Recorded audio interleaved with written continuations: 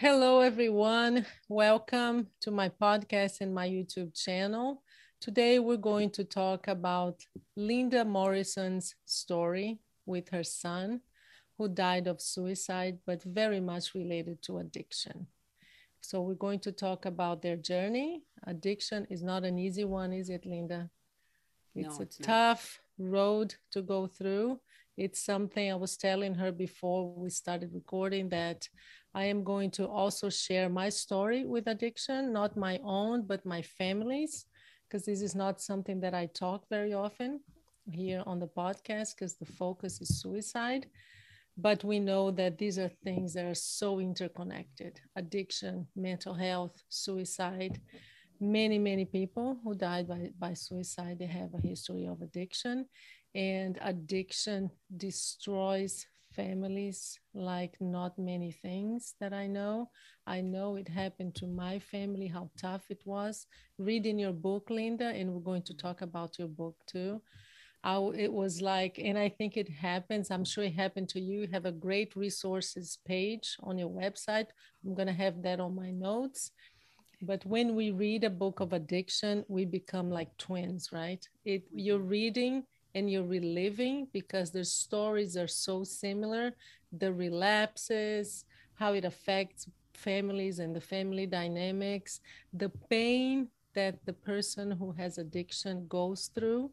That's one of the topics that I want to talk about today because it's not, we don't look at that very often. We often just focus on the family. See, how can they do that to the family, right? Yeah. Yep. And as I saw on in your book, and I saw that with my own brother at home, they go through hell. It's not something that you choose to have. It's not something that you want to inflict upon your loved ones. So I'm going to have some passages from your book that are from him because I want my audience to realize that there is the side that we silence about, which is the pain and the struggle that the person with addiction goes through. Yep. And it's just a lot of pain for everyone. So thank you so much for sharing your story, Linda, for contacting me and for offering to share your story and your sons and your families with us. Thank you and welcome to the podcast. Thank you, Paula. Thank you for having me here. Thank you for sharing part of your story. And yeah, we have kind of a similar journey. Mm-hmm. And I'm glad that I can share with um, your audience and Mm-hmm. hope somebody will find help or Mm-hmm. get through Yeah. this, because walking alone is no fun. And a lot of times you feel like you're alone when you're on this journey. Yeah. And I read in your book you say that many times. Actually, I think is the prologue or something. You end with you are not alone. And Yeah. that is so important and so helpful to families because we do feel alone, even though we look at numbers and statistics, but that doesn't mean a thing. And we do feel alone many times, even within our own families, because Yeah. we grieve differently. It's a loss. In addiction, you lose the person you love. That's the thing with addiction, that only when you go through that, you know that even before, if suicide happens, which unfortunately happened to Mike, to your son, even before that final death, it's like pieces of them that you keep losing over time. Do you feel that that happened to you? Oh, totally. From the very beginning, just little pieces of him, little pieces of us, and as the addiction continued, the relapses continued. It just seems like we were changed, and we were especially changed after his death.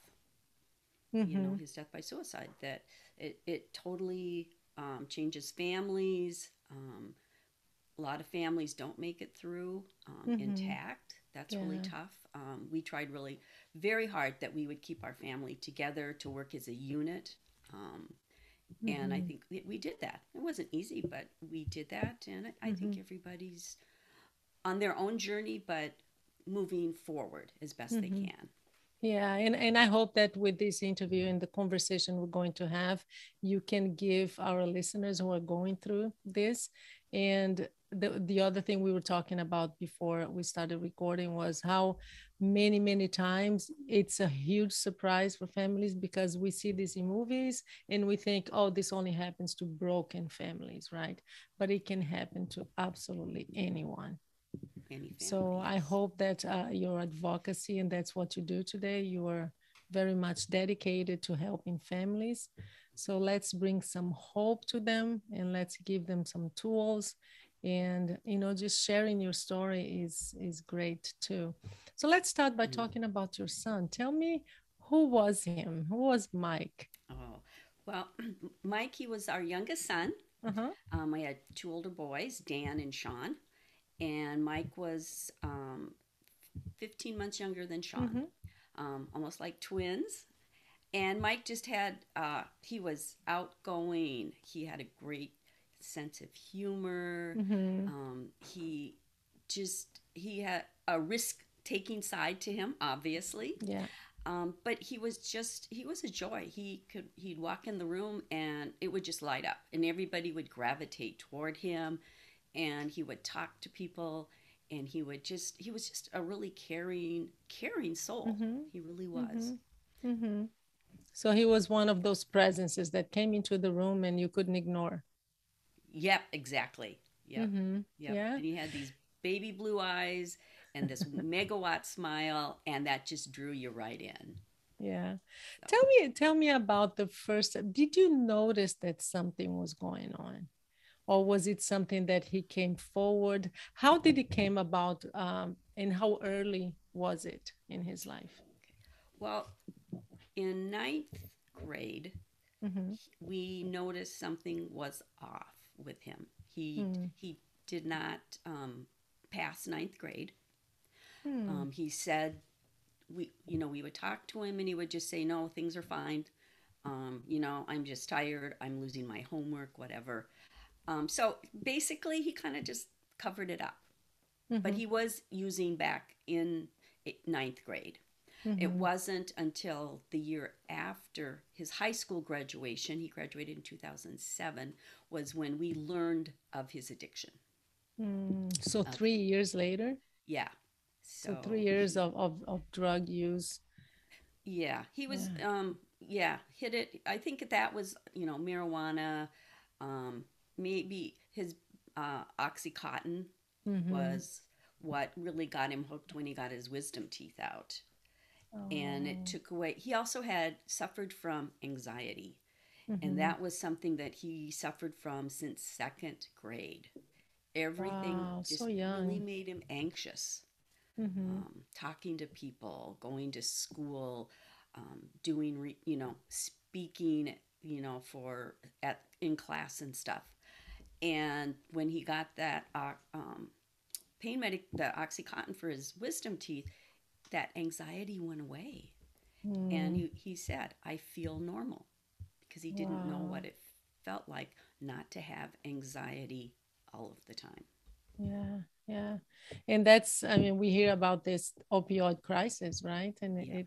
that's what drugs do. They're self-medication. You feel like you're off, you're always anxious or always depressed or up and down. And the moment you find some kind of, I don't know, comfort and normalcy, Yeah. right? In Yeah. drugs, and you start self-medicating. So that sounds Yeah. like that's what happened to him.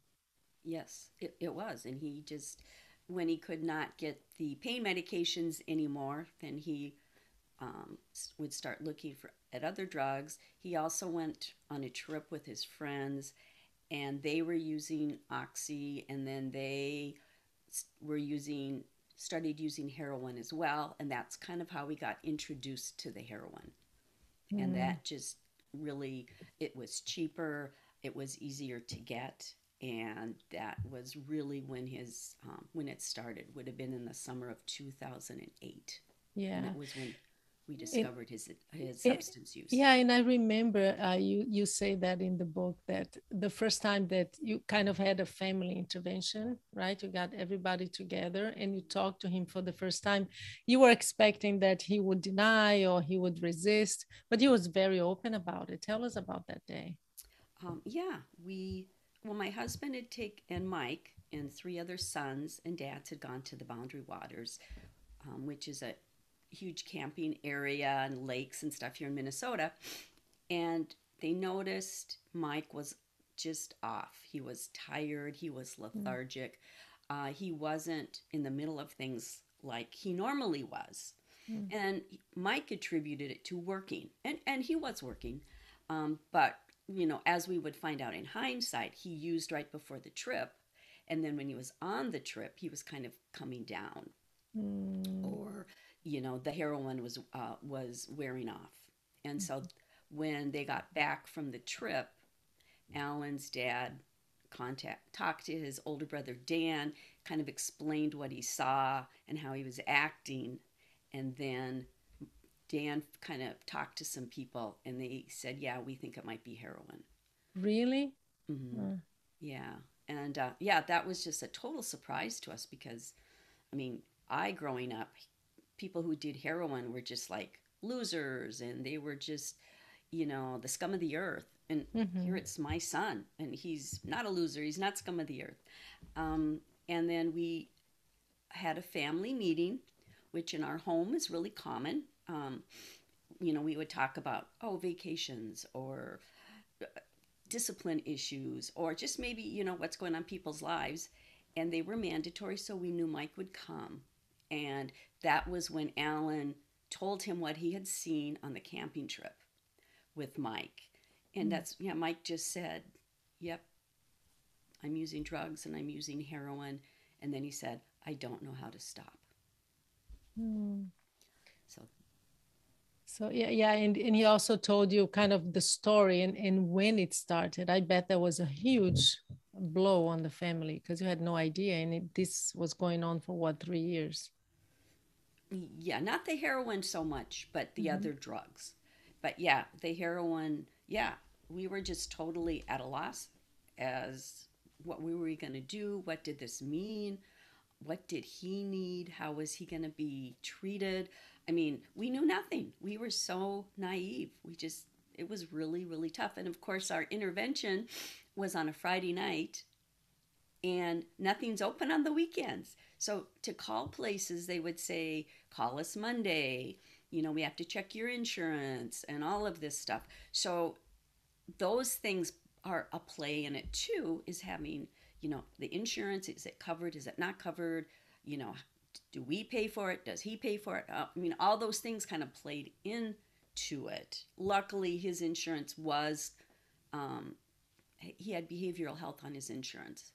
And that was a godsend because that really helped out with his treatments. Oh And he yeah. also went through his college fund throughout those 4 years.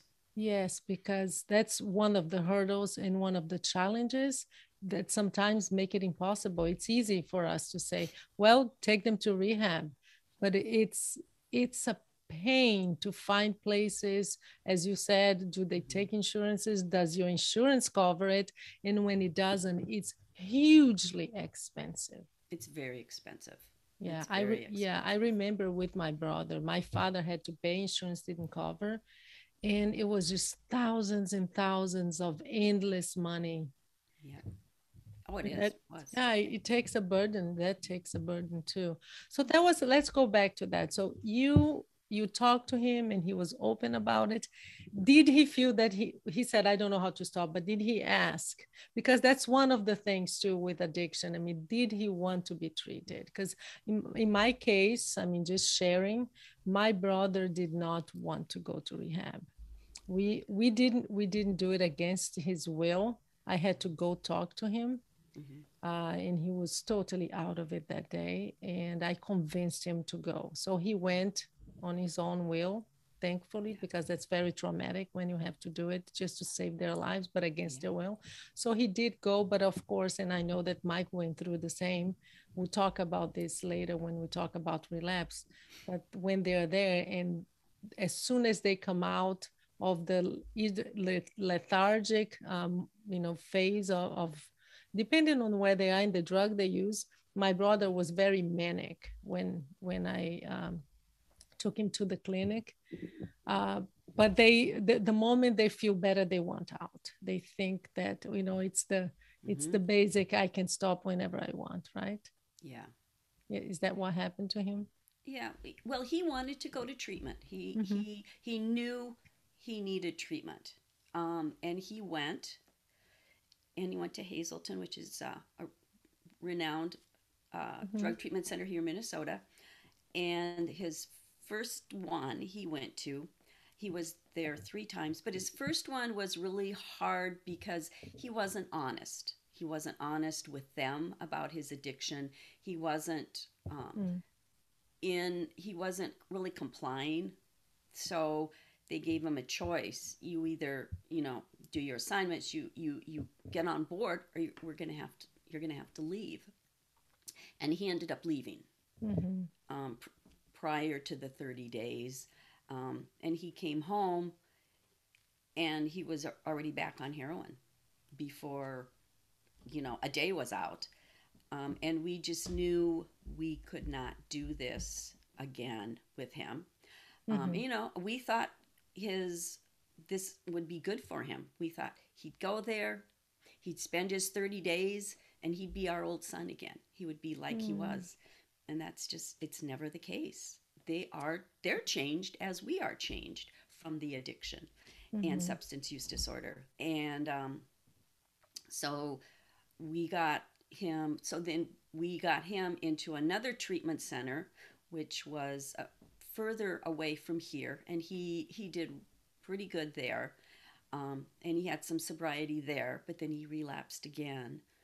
And he went to another place for a short time, but then he ended up back at Hazelton again and completed the 30 days. And of course, he did really well. He always did great in treatment. I think he felt like people understood him. Mm-hmm. The clients there, his peers, they got it. They understood Yeah. what he was Yeah. going through.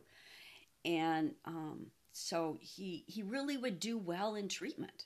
But it's when he got out to live his life. Anyway, after he finished that second time at Hazelton, he moved to Colorado to Carbondale, where they have a good sober community. And he was there for 2 years, and just he had a great experience. And Really? So 2 years of sobriety? he did. Really? He had nine Okay. months. He had a relapse, and then he had another 14 months, and those were his best times. And they Mm-hmm. were in Carbondale, and he did fantastic. He made friends, and he was with other people who were in recovery, and he would sponsor other young men, and he had a sponsor, and he'd go to meetings. I mean, it was plus the all the activities outdoors, hunting and fishing and camping, and he learned to snowboard and ski, and he did dirt biking, all those activities that helped burn up his energy. And he Mm-hmm. got a job, and he just integrated himself so well into that community. And when he died, the community was devastated. Mm. The 2 years later, they just were so shocked that he had been done so well, and then this is how it ended. And unfortunately, that's how a lot of the Mm-hmm. addiction does end. But he had those 2 stints, 14 months and 9 months of sobriety, and he was just his old self. He was just out there, and Mike and uh, energetic and Yeah. just living the life that he wanted to live for those Mm-hmm. times. Yeah. It's really tough. You're touching on important things. First of all, relapse, right? Yes. We have, for those who have never been through this or who never read about addiction, but they may be experiencing in their own family, we have this illusion or naivete. I don't know what to call it, but it's just lack of knowledge, I guess. That okay, you find out if they want to go to treatment, they'll go to treatment, and that's it. It's like a magic pill, but it's not. I remember doing my master's in mental health. The teacher who was teaching us about addiction, she always said, listen, relapse is most of the times, it's part of the journey. Yeah, You have it to is. expect that they will relapse. But did you know it then? Do we know it? Right? We not at the beginning. You think it's the magic pill and it's going to Yeah. be okay. And you're right. Relapse is part of the journey. And Mm-hmm. Mike had multiple relapses. A lot of people do have multiple relapses and Mm-hmm. multiple treatment centers. And yeah, that was just part of it. And it's always devastating when they relapse again, because you're always fearful for what's going to happen Mm-hmm. next to them while they're out there using again. Mm-hmm. Yeah, and he struggled, right? I have some passages here from the book, things that he said, either wrote or he said to you and Mm-hmm. to his family. One of them was, I don't know what to do. I don't know what to do. And he was crying. I believe he was on the phone with one of you. Yep. And he said, I'm so scared I will hurt myself. So even back then, in the beginning, he was already scared of hurting himself because he just didn't see a way out. And that's, I mean, relapse from us, from the family side, it's this roller coaster, right? That you have hope and then you lose hope, you have hope and you lose hope. For them, it's that times 10, because with that comes guilt, because he is inflicting pain. And Yeah. I know that that's how he saw it, because I read it in your book and he wrote about it too.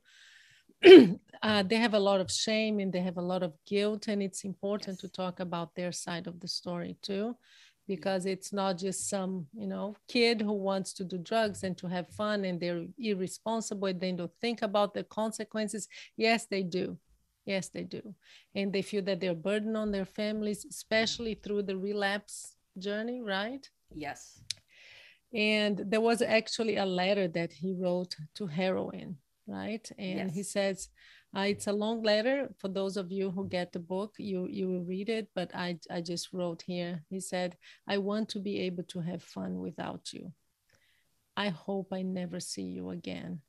So this is something that he really, really wanted, but he didn't know how to get there. And of course, the programs, the clinics help, but then you go back to your own life, to your own struggle, to your own pain, and all the things that led you to self-medication in the first time, in the first place.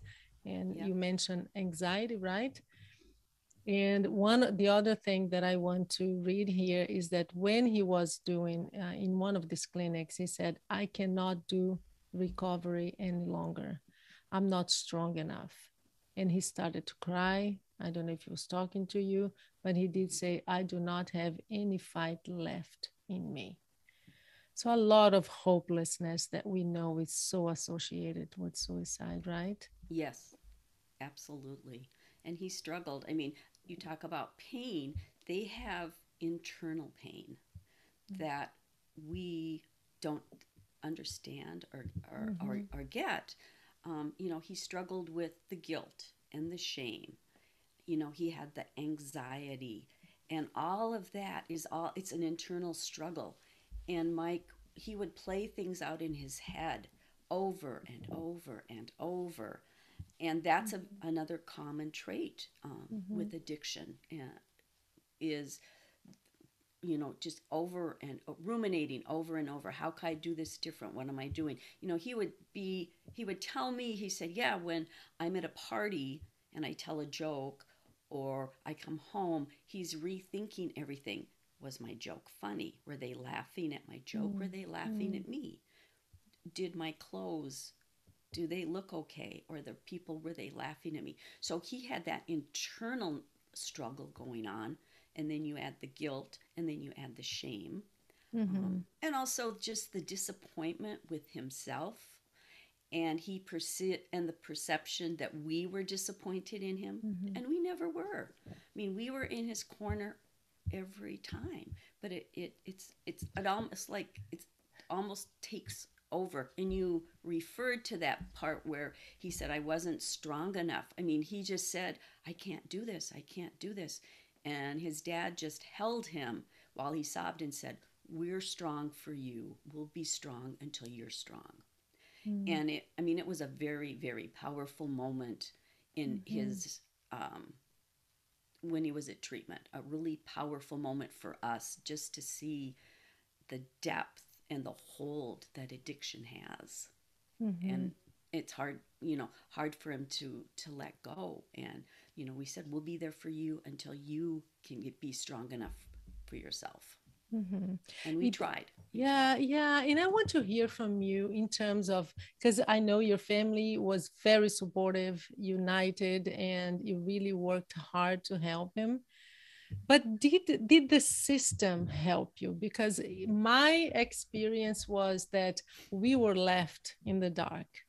I don't remember ever, for example, and this is something that you mentioned in your book, but I don't remember ever going to the clinic and maybe they would give us resources and say, here, understand what addiction is. Here's what it looks like.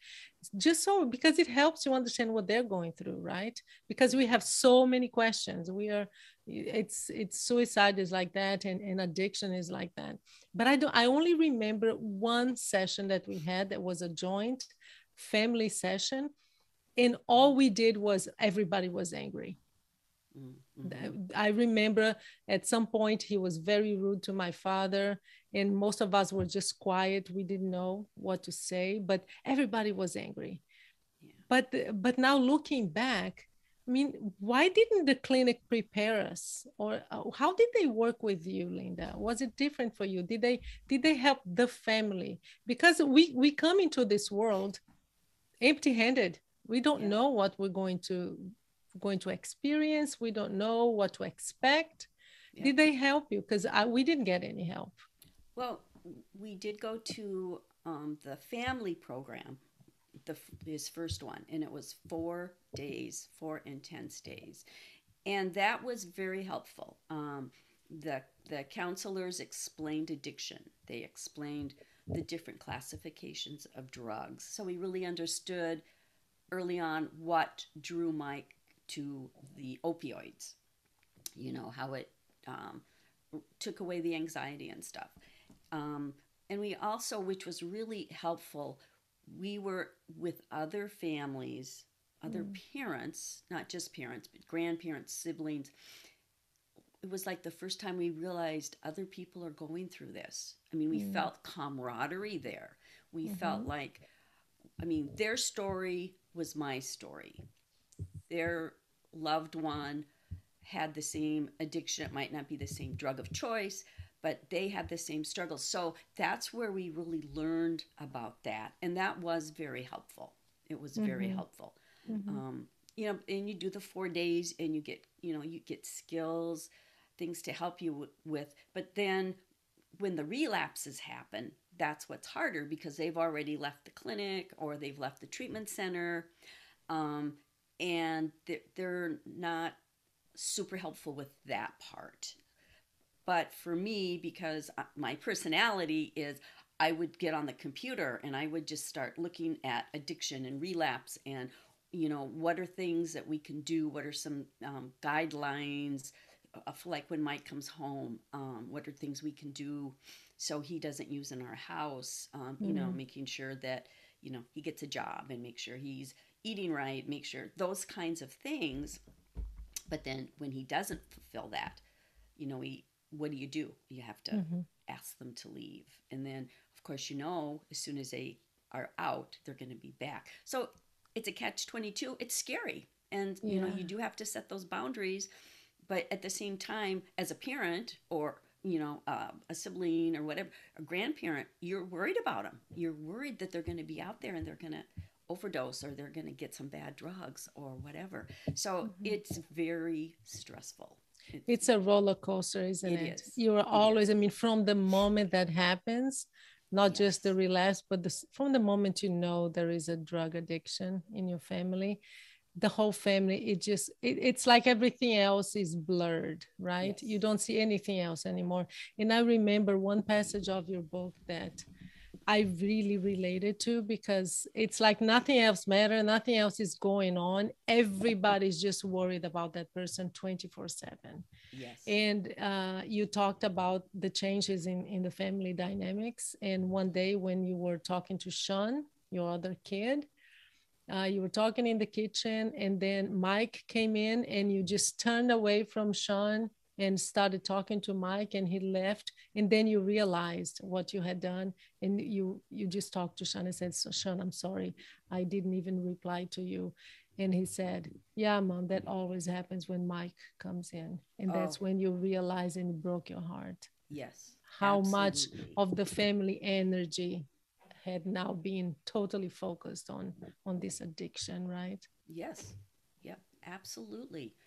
And that was a big one. That was when I realized how much Mike's addiction was had affected our family.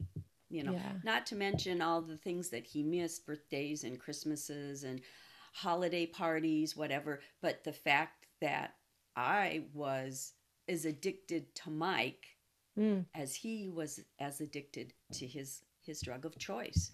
It was always I was always thinking about Mike. mm-hmm, How can I mm-hmm, help him? Where is he at? What is he doing? If he didn't call, I'd be calling his phone, I'd be texting him. And for him, when he was using, he was always, where am I going to get my next drug? And, calling people and texting people to get his drug. So there is a mm-hmm, parallel between me being addicted to my loved one and him being addicted to his drug of choice. mm-hmm. There is a definite parallel. Yeah, and you said, well, at that moment, I realized how much it had affected my family, and you kind of made some changes. So what were the changes? I mean, how would you approach this with your family? Well, number one, to talk about it. Mm-hmm, I had to apologize to Sean. mm-hmm, Um, and I think he understood. But at that point, we were still in the early throes of Mike's addiction. But, you don't communicate as well, because if you're in the middle of a conversation and say, Mike called, and that was back when we had caller ID, you'd pick up the phone to talk to him because you didn't want to miss the phone call, whether he was in treatment or whether he was just not at home and he was out. Um, those kinds of things, you know, just that just interrupts your family flow.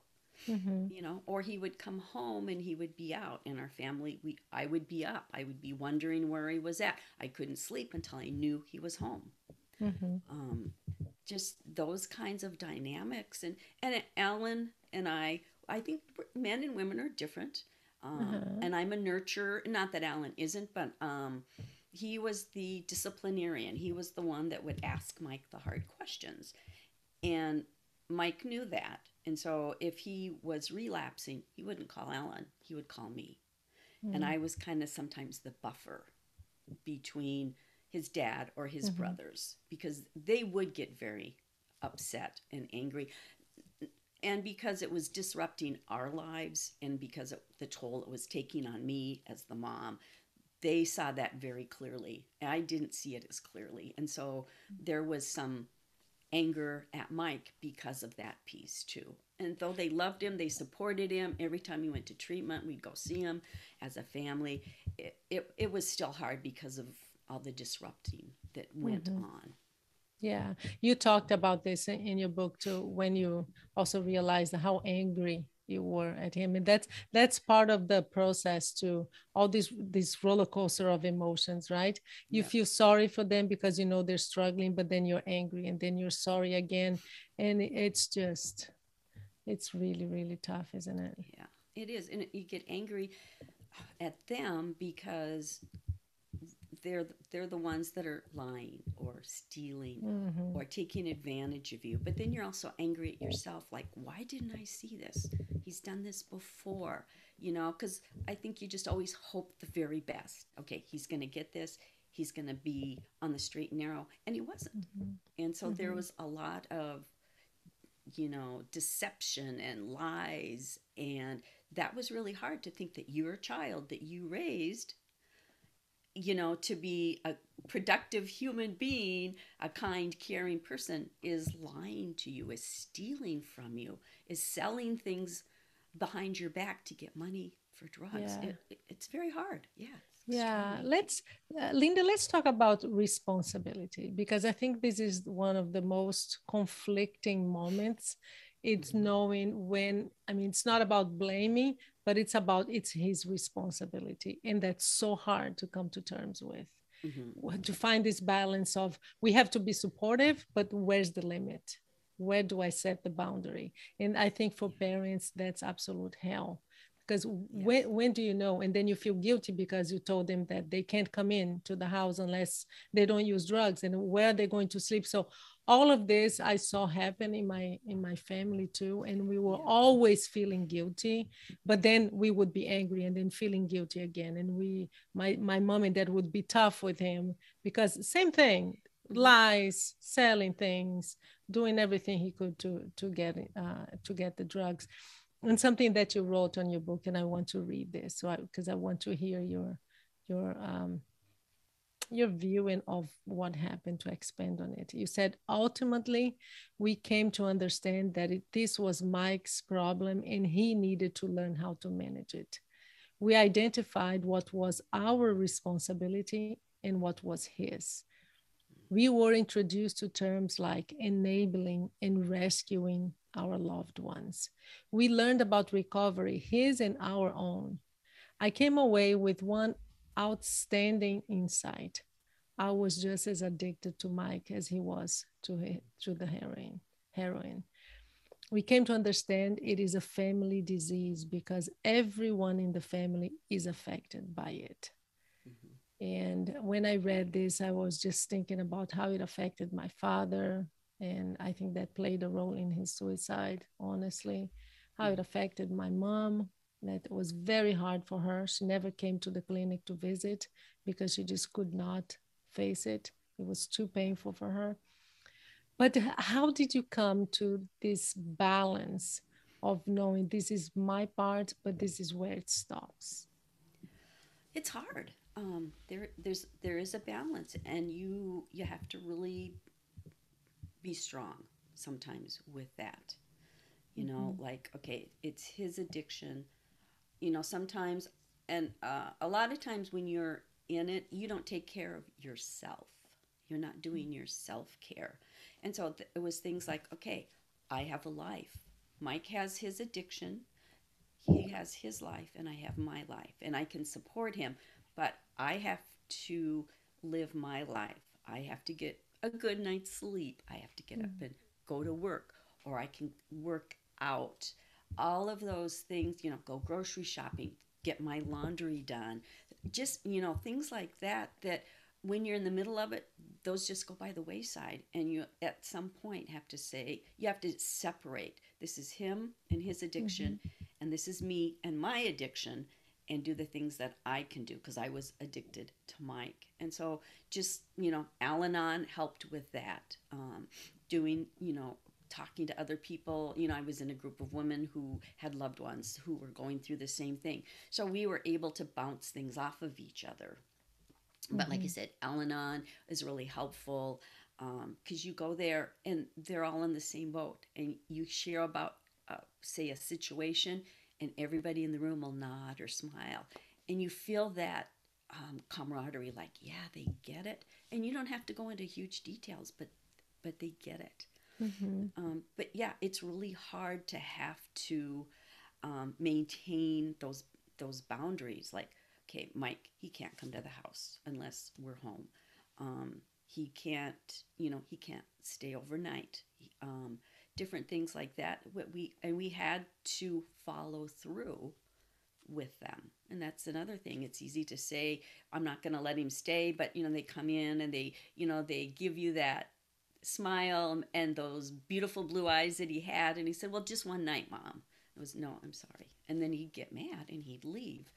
You know, of course, my fear would be, what's he going to do? But then at some point I had to just say, it's his addiction. Whatever he does is his choice. I may not like Mhm. it. It Mhm. may be hurtful or harmful for him, but I have to make a choice, and I have to do what's best for me, what's best for our family. Mhm. And it's Yeah, hard. yeah, it was hard, but then the worst happened, Yep. right? Yep. So I mean, he struggled. He was in clinics, what, 8 times, I believe. That's what you said, seven, Yep. 8 times Eight in treatment clinics, centers. eight treatment centers. And then there was the dreadful knock on the door. Can you tell us how that day was? Yeah, that was June 21st. I was home by myself. My husband was at a golfing tournament. And there was my doorbell rang, and as I walked up, I could see out the door, and there were two police cars out front. And my stomach sort of dropped, and I opened the door, and there were two uniformed police officers. And I asked them to come in, and instinctively I just sort of said, "Is this about Mike?" And they said yes. So we sat in the living room, and the first policeman said, "I'm sorry to inform you of the death of your son, Mike." And of course, I was taken aback at that. My mind just sort of started reeling. And then the other officer just said that he had been found at a local hotel, and that a maid had come in to clean up the room, and he had passed away, had died. And there was drug paraphernalia around the room, and he also said that there was a note that he had left. Mm-hmm. And yeah, I mean, the policemen were very nice. They were very compassionate, empathetic as they could be. But when after they delivered the note, the news, they had to leave. They just left to go and do their job. So that was really tough. I was home alone. I was processing it. I called my husband and I talked to him, and he said he'd be home right away. I talked to my oldest son, Dan. He was at work. I drove over there and told him. Then we all kind of converged back at the house, within a couple hours. And then we had to drive to where Sean was working, which was about 45 minutes away.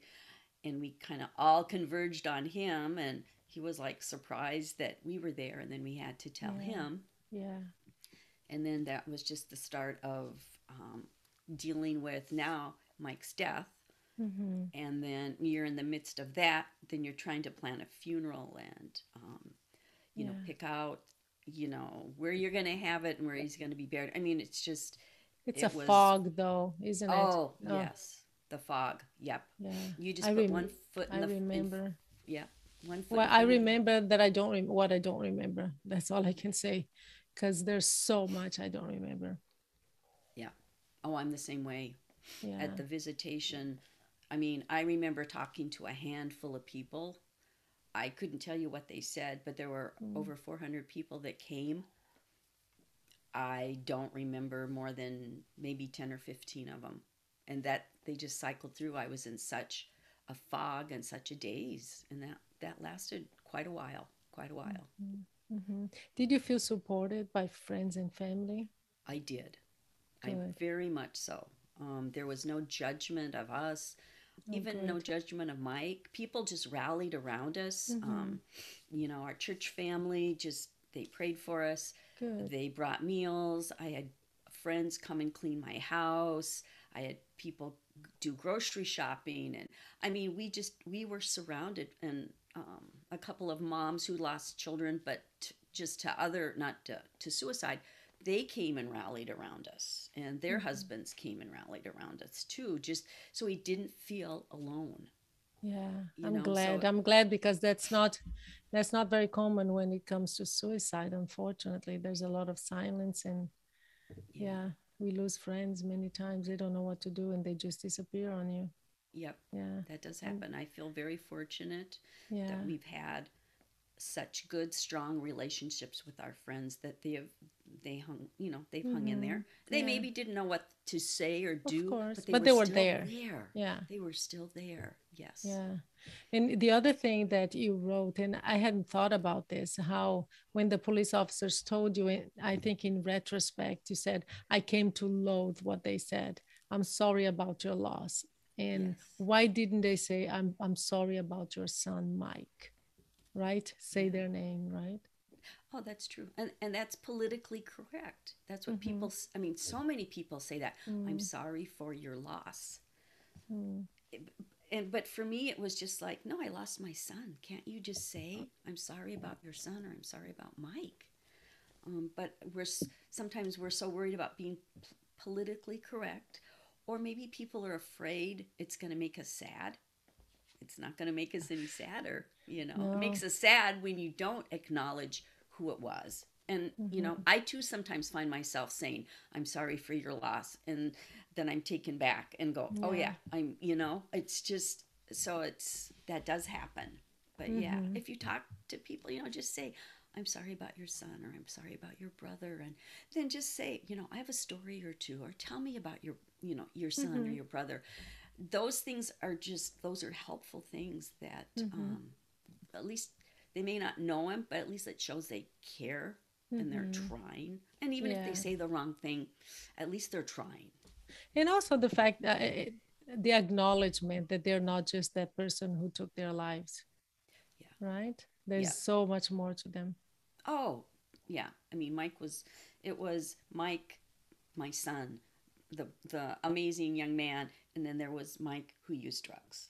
And Yeah. it was the same person, but it was when he was on using the drugs. So there, Mm-hmm. yeah, you have to separate that out.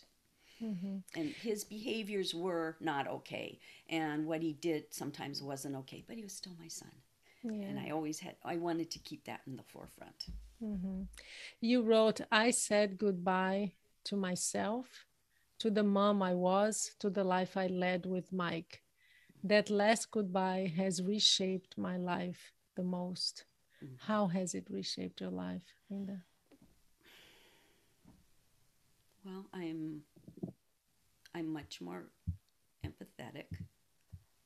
I'm certainly less judgmental about, um, people who are using, or drugs, or have alcohol problems, or, other types of, addictions. I'm just much more compassionate with understanding that this person isn't wanting to be this way. Mm-hmm. Um, I've I think I'm a better person inside. Mm-hmm. I think I've just, writing the book and sharing with people helps me heal, but it Mm-hmm. helps them, and that's I want to be able to help other people. Um, yeah, I think I'm less, like I said, less judgmental, more open, more, talk to me, let me hear your story, tell me your story. And maybe before it was more about me or what was going on in my life, and that was way before. And I Mm-hmm. just, I appreciate beauty, I appreciate sunsets, I appreciate sunrises, a walk in the park, just little things that sometimes you were just way too busy for, Yeah. or didn't take time to notice, or Yeah. enjoying the full moon, or, just, just being there for somebody, even if you can't help them, you can't change the situation, but you can just be there for them. Yeah. How has it affected your family, your other sons, your um, husband? that's a hard one. All my guys are introverts. Mm. I'm an extrovert, so for me, talking about Mike, sharing about Mike, writing my story, going to places and sharing my story, for me is healing. They are much more private about it. They were very private about their grieving. Mm-hmm. They will talk about Mike, but they would never go out and want to speak about him or share their experiences. Even for the book, I said, I'd really like you. I wanted each of them to do like a little chapter and say, Yeah. how has this affected you? And they said, no, it's just Yeah. too painful to bring up again, and Mm-hmm. they don't want to go back there. Mm-hmm. And Yeah. And so, it's different, right? That's grief, and we have to oh respect yeah, it. Yeah. yep, it is. Yeah. And How about your husband? he's, like we both go and visit Mike at his gravesite, but we rarely go together. But we just go. Um, for this book, he really had to pull out of himself. Mm-hmm. I'd ask him questions or whatever, and I think one of the most helpful thing, he took an entire day and read the manuscript, because I wanted to make sure I was accurate in what I was saying, and some dates and events, and that was really hard on him. I mean, because he had to relive it again, Wow, I know. Yeah, but he it's tough. did it, and he had some really good uh, comments and stuff. Uh-huh. And I Yeah. really appreciated that he did that because it was hard for him. And I know there were some tears shed for him Mm. doing that, Yeah, of reliving that course. again. Um, and the, Sean and Dan, like I said, they're both different. Dan's read the book. Mm-hmm. I didn't think he would. Sean hasn't read the book. He says, I don't know if or when I'll be able to read the book. It's just Mm-hmm. so painful for Yeah, Sean. yeah. They were so close. And I Mm-hmm. think maybe there's some unresolved, maybe anger or Yeah, guilt in there with yeah. him. I don't know. That's just my thoughts. Yeah, it's his path, right? Yeah. I want to hear about the book because I went through the same thing, and I would love to hear how your process was. I had to stop like twice, and during the time when I was reading, as you said, we relive it, and Yes. it's so painful. But I just had this conviction that I needed to help families, right? And I know that that's what led you to do this as well. I Mhm. want to help families who go through the same thing that I'm going through. I have to write the book, but I think I was not as respectful of my own grief as I should have, maybe. I actually had depression. I had to stop once, and then a few months later, I had to stop again because it was too much. Mhm. And also I questioned myself. Did you question yourself? I mean, am I really going to help anybody with this, or do I have anything to offer? How was your process of writing the book? So I really never started out to write a book. Um, Mm. One of his friend, Mike's friends, works in a treatment center, and she asked me to come and speak when I was ready. And probably maybe about a year after Mike passed away, I went down there to speak. And I would just, I mean, I was raw. I mean, Mm. I never spoken really before. Mm. I had notes, and I'm looking at the notes and stopping, but I got through it. And then I would go down there about every 12 weeks because they would have more people coming through. And people would say, "Oh, you have a good story. This is a powerful story. You should write a book." And I would just say, "No, I'm not going to write a book. That I don't know anything about it." I don't know. And just over time, I just, I don't know, maybe just something in the back of my head just Mhm. started to gel. And I started taking some classes at a local literary place, and I focused on memoir. And I had taken some notes, journaling during this whole thing with Mike. Mhm. And then I just would pull those out a little bit, but then I would just start typing, and I would just type. And I would type what I remembered on this day or that day or this season or this part. And you're right, I would have to get up and stop. It was so painful, It's so especially some painful. of the harder spot parts of the book, like during his relapses, or just I couldn't do it anymore. So I would just have to save it.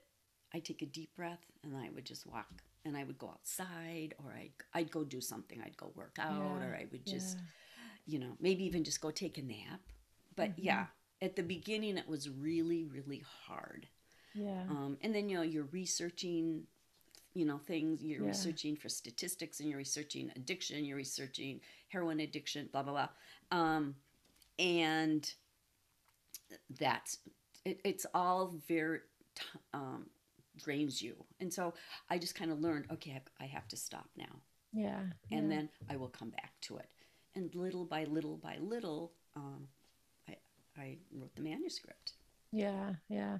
And I remember the day of the book signing. Well, first of all, I asked same thing that you just said about your family. I asked them, "Do you want to read when I finished?" I asked permission first of all before I even started. I said, "Is that okay if I write about that story?" And my family was all okay with it. But then I wrote and I asked. I remember I asked my mom, "Do you guys want to read before I publish?" Because I was going to send it to the publisher, and Mm-hmm. they all said, "No, we don't want to read it. Maybe we'll read afterwards." But it took a while for them to read after it was published. But the one thing I felt, I remember the day of the book signing when it was, the day that I would have friends come and family for the book Mm-hmm. signing. And there was a story, a big story on our newspaper. And I remember when I opened the page that day, and the book signing was at night. In the morning, I looked at the paper. I just started crying. I had this breakdown. And all I could think about was, I never asked my dad for permission. Is that really okay to Yeah. talk about him without his permission? I just felt this gut wrenching guilt that I had done it. I remember I had to get out of my work and sit on the bench, and I called my sister, and I was feeling so bad. Yeah. Mm. It's, It's hard. yeah, But it's Mike, hard. for me, I did not have that at all because Mhm. Mike had said to me, Mom, if anything ever happens to me, I want you to share my story. Well, Really? again, Okay. yes, but I didn't know what that was going to look like. And that's when I thought, well, I would share it at treatment centers. That would be the way of sharing his story. But then as I moved further along and started writing the book, it was like, oh, yeah, maybe that's what he meant. I mean, I Hmm. don't know, but he wanted Yeah. his story Okay. So, shared, and yeah, I've done that. And so I you had think, his permission. Yeah. yes, Yeah. absolutely. Good. Well, I want to finish by reading about your own transformation. This is something you write in your book. And then after that, I would love for you to read the song that your friend wrote to your son. So you wrote, there is a vibrant richness about me I didn't possess before. I feel stronger, like a butterfly that struggled to emerge from her cocoon, but was birthed into a new life and released from the grip of death. I feel a fearlessness as I move forward in my life and a tenderness that comes from living without my child. I am not the person I once was, but I hope others like who I am becoming. I really do. So, well, I'm so grateful that you came, and I would like to end by you reading the the song. And Okay. thank you, Linda. Thank you so much for being here with us today. Thank you very much. It's been a little rough, but it's been good. It's been good. Yeah, I hope it's healing. That's why I do this. Thank you. Yeah, You do good work. You're helping people too, and that's what it's about. yeah, If we can help one person on this journey, yeah. That's navigate good it enough. or Yeah. walk forward, that's what I want to do. So, okay, I'm Okay. going to read this. It's a friend of our boys. It's going to be hard saying goodbye to you. Why does it seem the best people we know are the ones that die first, and the bad ones never seem to go? The drinking and drugging gonna get its due. It's gonna be hard saying goodbye to you. Must be the grim reaper's favorite disease, bringing the rich, the poor, and the weak and the strong down to their knees. Doesn't give a damn who you are or what you do. It's gonna be hard saying goodbye to you. You were never alone in your personal hell. We all went through it with you as well, hoping and praying you'd survive and pull through. It's going to be hard saying goodbye to you. Nothing on earth rivals that terrible sound as when they put that box into the ground. We say some prayers and drop a flower or two. It's going to be hard saying goodbye to you. May the trumpet of angels greet your ears. May they take away your cross and dry your tears. In the new light of morning, the long night will be through. It's sure going to be hard saying goodbye to you. It's beautiful. Thank you. Thank you for having me Thank you. today Thank you, and Linda. sharing the story and sharing a part of your story. Thank you. We both heal that way. Yeah.